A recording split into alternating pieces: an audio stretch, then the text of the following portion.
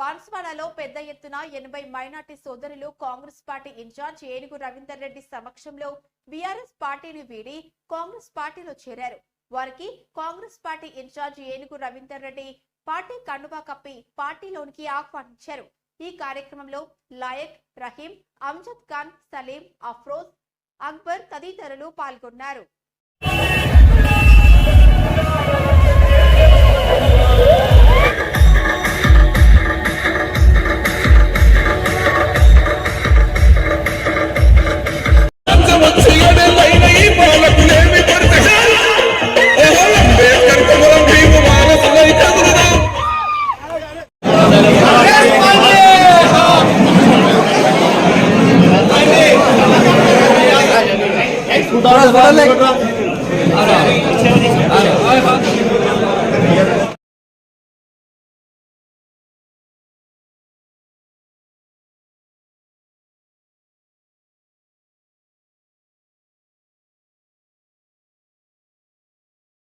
కాంగ్రెస్ పార్టీలో మద్దతు మారతాయని చెప్పి ఇవాళ వీళ్ళందరూ రావడం, వాళ్ళందరికీ శిరస్సు వంచి వందనాలు తెలియజేస్తా ఉన్నాను.